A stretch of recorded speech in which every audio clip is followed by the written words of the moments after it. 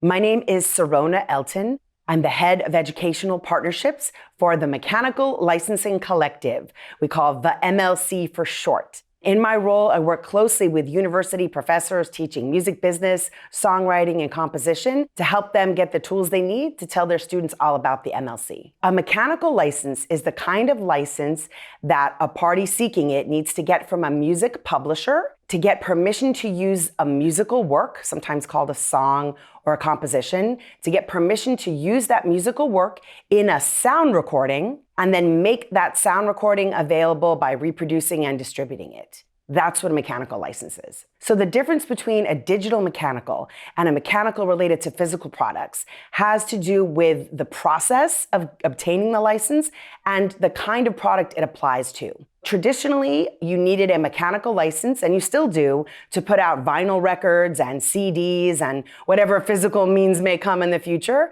That permission is needed to put out physical records, if you will.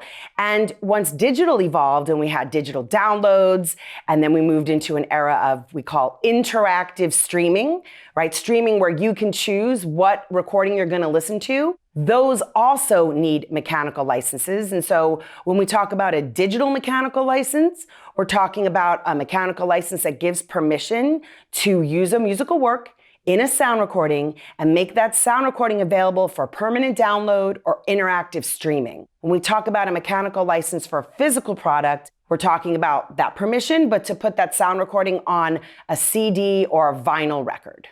Who needs a mechanical license? Record labels need one. They have all along, and they still do. And digital music services need one to make music available as permanent downloads and interactive streams. Who does not need one are digital services that only offer non-interactive streaming, which is like digital radio. So how do you secure a mechanical license?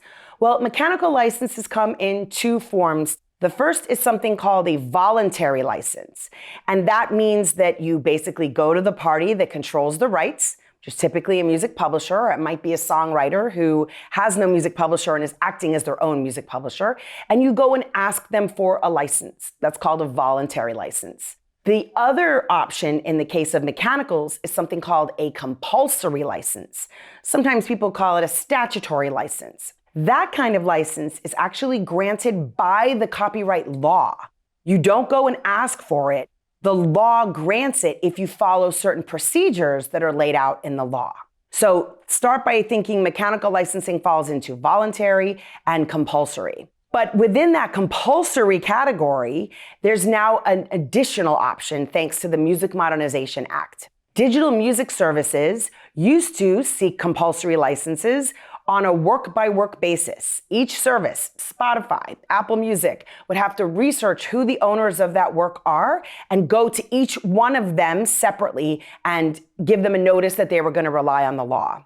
That all changed. The Music Modernization Act established the Mechanical Licensing Collective to act as a central body to administer this new blanket compulsory license. So we moved away from work-by-work licensing to blanket licensing, where now a service like Spotify only needs one mechanical license that covers all of the works that are eligible for compulsory mechanical licensing.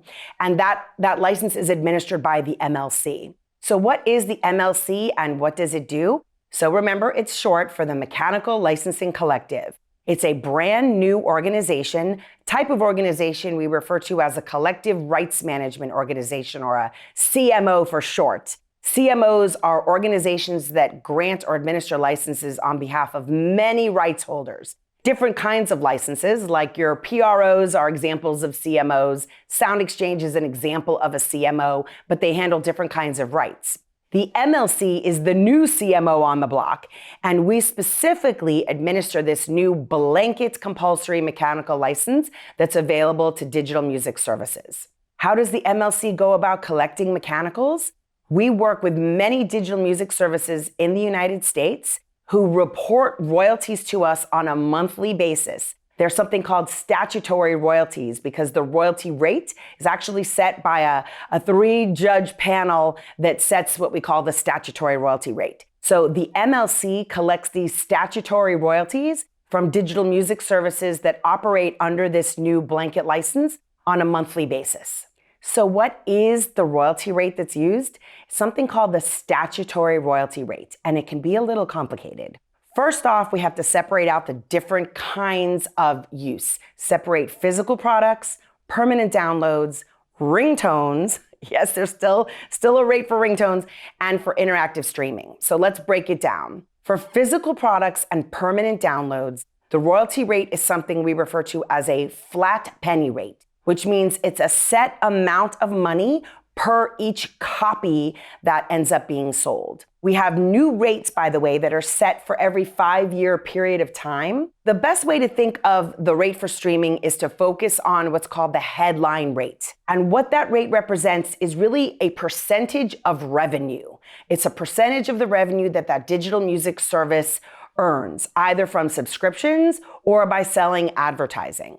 The headline rates, and they change a little each year over each 5-year window. So they actually start at 15.1% of revenue and go up by 2027 to 15.35% of revenue. That's what we call the headline rate. Now, there's some adjustments to that and some minimums that kick in and some comparison of what that percentage of revenue would be relative to how much money those services are paying the record labels for the use of the recordings. But the simplest way to think about it, the rates for those interactive streaming services is it's a percent of revenue. It's ranging in the 15+ percentages over the next 5 years with some adjustments and some minimums that are applied. People sometimes ask if there's a specific amount that's paid per stream, and I'm afraid it's not quite that simple. I will say it is a fraction of a penny. It's less than a cent, but that number varies. It varies every month because that percentage of revenue gets recalculated every month depending on how much revenue the service made in the month. And then it also varies between the services that digital music service offers. So for example, Spotify has a subscription offering and it has an ad-supported offering. And it totals up the revenue separately for each of those. It is a fraction of a penny, and that number gets out very many decimal places, but it's not as simple as boiling it down to a specific penny amount per stream.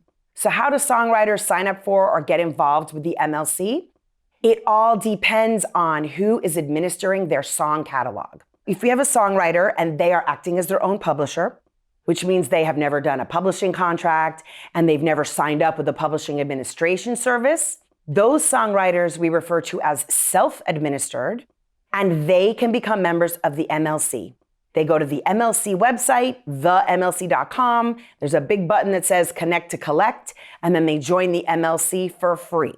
However, there are also songwriters, especially those who've been doing this maybe a long time or are quite successful. They have a publisher or a publishing administrator that's handling their publishing. In that case, those songwriters do not join the MLC. Their publisher joins the MLC. Their publisher will collect their mechanical royalties and then pay those back to them. Unlike in the performing rights world, where every single songwriter needs to join a PRO and they all get paid directly by PROs, it doesn't work like that for mechanicals. For mechanicals, ultimately, an organization like the MLC pays the publisher, and then the publisher pays the songwriter. And so it's only the case that the MLC is paying songwriters when they're acting as their own publisher. There's some other really cool things about the MLC that you should know. Its main motto is transparency. And a lot of that has come from the copyright law, that Music Modernization Act language that led to its creation. For example, by law, the MLC's database of musical works ownership has to be publicly available. Not only for you to just search on the website, but actually for companies to take an entire download of the whole database. And lots of companies have been taking that data feed and doing really interesting things with it. The MLC also prides itself on our relationships and our customer support. We have people that answer the phone, human beings that actually answer the phone. They've almost started developing their own fan club. People give them a shout out on social media all the time. So the MLC is very happy to handle any questions from our members or anybody who calls up and says, I'm really not clear. Do I need you and a PRO? How am I supposed to do this? Do I have to register with both of you?